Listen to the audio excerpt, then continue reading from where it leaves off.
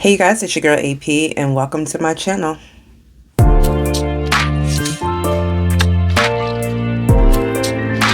Hey guys, it is your girl AP and welcome back, and welcome if you're new to my channel. You guys know that I try to show up when I've got something to say, and today I definitely have something to say. It is wrapping up the end of January. Can you believe it? I feel like we just slid into 2023 and we are already through the first month of the year. My, how time is flying. But not only is January the first month of the year, it's also Thyroid Awareness Month. And of course, you know that is a topic that is near and dear to me. For those of you who are new here, Thyroid Awareness Month is the time where education and knowledge is bestowed upon the internet streets, and we discuss all things having to do with the thyroid health. And oftentimes, unfortunately, that includes illnesses of the thyroid. If you don't know, I was diagnosed with an autoimmune disease called Hashimoto's thyroiditis back in 2017, and as a result, I had something called hypothyroidism, and I also grew a goiter, which is an inflamed or enlarged thyroid. Just to give you the cliff notes really quick, the thyroid is a butterfly-shaped gland that sits in the front of your neck, in front of your vocal cords, and it's the powerhouse of the body. It controls so many things, including your central peripheral nervous system, your breathing, your rate of heart, weight gain, weight loss, metabolism, body temperature, and so much more. In great lengths and care and concern over the years to share as much thyroid information as I can over on apyoungblog.com, and I also make sure I share it all over my Instagram platform. Today is a little bit more personal because I want to share my thyroid story. I know I've talked about it on my blog, but for my YouTube community here, this might be new to you hearing it. All of my life, I struggled with weight gain and weight loss, and struggle only because my doctors made such a big deal about my weight. And of course, living in a society that is very European-centric driven, the standards of beauty were always placed on being thin. From a very early age, I learned to be bothered by my size because I was always above average in terms of height and weight for my age. However, it was never so significant, especially looking back at pictures, that my doctors should have been concerned. But at the time where maybe they should have shown some concern, which is around the time I turned 11, they were more concerned about what I was doing diet-wise as opposed to what was really going on with my body. So for years, my weight would go up and down, up and down, up and down, up and down. I would gain, lose, gain, lose, gain, lose from about 11 all the way into my 30s. During this time, I experienced minimal sweating. I would feel like I was overheated though. I stopped growing hair like on my legs. And in fact, my hair fell out of my legs, my tail under my brows, and my lashes. I had a successful pregnancy at 18 and then went on to have 8 miscarriages as well as 2 more live births. And throughout all of this, I was struggling and dealing with mental health illness of some sort, whether it was being super anxious or dealing with manic episodes or just downright depression. My mental health was in the toilet.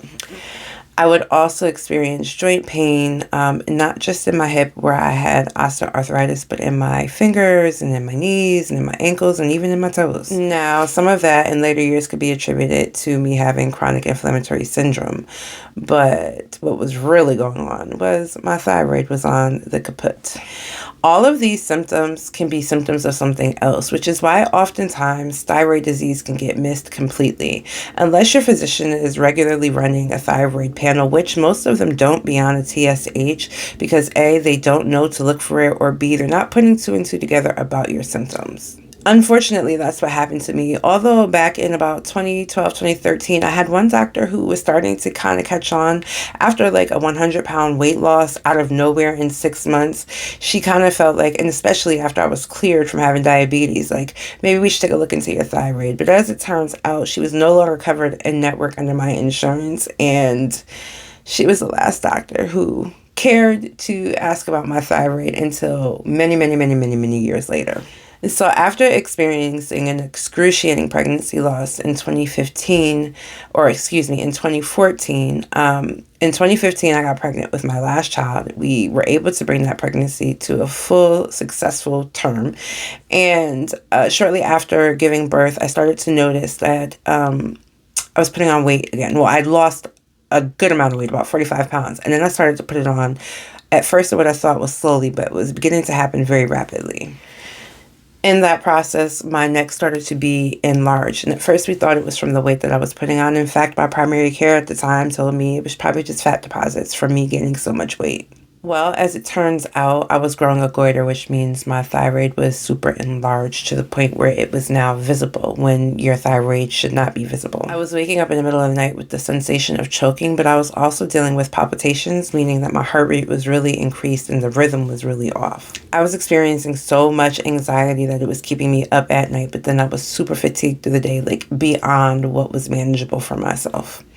In that time, my weight continued to climb, and I was also really dealing with joint pain. And for a long time, I just assumed that it was from the weight. It wasn't until I had some blood work done where we were able to pinpoint that since there was a goiter growing, they needed to look at some other things. And they did. They looked at TSH, T4, T3, and they also looked for TPO antibodies, which were present in my system. Those TPO antibodies indicated that I had an autoimmune disease called Hashimoto's thyroiditis, and that is what was triggering my thyroid health to be what it was. In 2017, I had my thyroid removed completely, and we found that it was 5 times the size it was supposed to be. And in the way that it was growing, it was also wrapping around the esophagus and pressing against the trachea. All of the other symptoms that I was experiencing were directly correlated to the imbalance of my thyroid hormone. So, of course, having my thyroid removed meant that I would no longer have a body that could naturally produce thyroid hormones. So I had to immediately be placed on thyroid hormone replacement medications, which is most commonly known as Synthroid, which is the brand name, or levothyroxine, which is the generic name. This medication is supposed to help mimic what the thyroid hormones produce. So while my body was still able to produce TSH, which is the thyroid stimulating hormone, the hormones that are present in my system are synthetic. They are not my own. You would think that's easy peasy, right? Medication, boom, everything fixed. But what they don't tell you is that it's not nearly as easy as doctors think that it is. It took a lot of time for my body to regulate. It took a lot of time for me to find the proper dosage. It took a lot of time to figure out which brand to use, because unfortunately, all drugs are not created equal. So while everybody prescribes Synthroid, which is the brand name, the fillers in those drugs, the additives in those drugs had an adverse reaction to my body. And instead of making things better, it was putting me in stroke territory with extra high blood pressure. After trying Synthroid, they tried me on generic levothyroxine, and my body had the same response.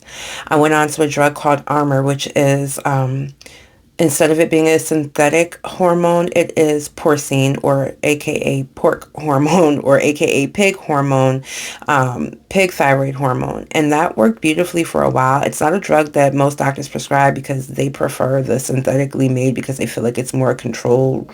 Don't get me started. However, after my experiences with levothyroxine and Synthroid, my endocrinologist at the time decided, let's give it a shot. It worked beautifully for a long time until there was a hurricane in Puerto Rico where the lab was that manufactured that medication. And so I no longer had access to it, but I found out that there was an alternative called MP Thyroid, which was a generic version of Armour. And honestly, that worked beautifully for a while until the pharmaceutical company sold to another pharmaceutical company, and they changed the formula and didn't necessarily announce it right away until patients were really like, something's off, something tastes different about this med.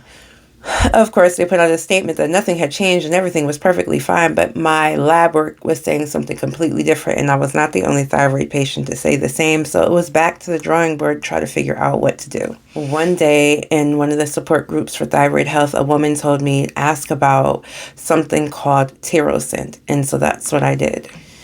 My endocrinologist said, yeah, we can try you on Tirosint. Tirosint is a gel capsule, and it has the least amount of additives or fillers in it versus all of the other thyroid hormone drugs. Unfortunately for me, my insurance doesn't cover it. However, the manufacturer does provide a discounted coupon that you can use if you end up paying out of pocket for it.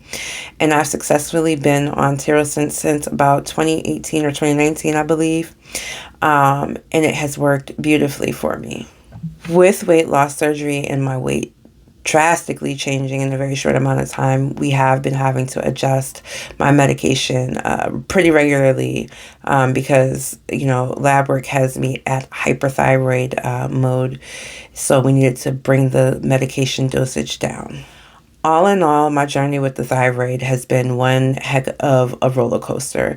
There were many days that I felt so crazy and so abnormal for how I felt mentally and emotionally and physically, and not even understanding the connection between my thyroid and everything else my body was feeling.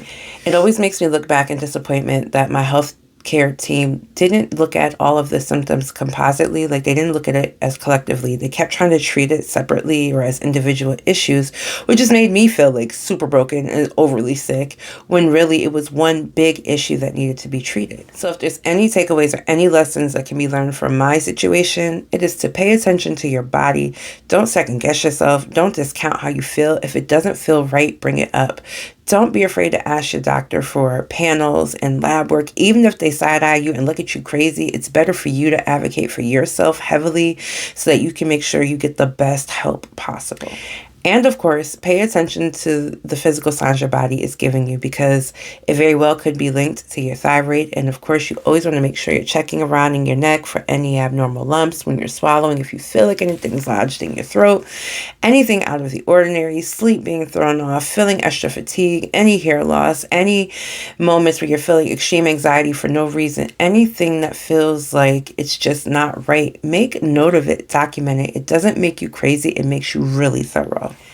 I didn't want to stay here and keep you guys for a really long time, so I'm going to wrap this up. I hope that with the information I was able to give you guys, it gives you a little insight into what thyroid health is and how it truly impacts the body. For more information on thyroid health, please be sure to check out my blog at apyoungblog.com. And of course, I'm going to drop a couple links below of other sources and sites that you can use for thyroid health.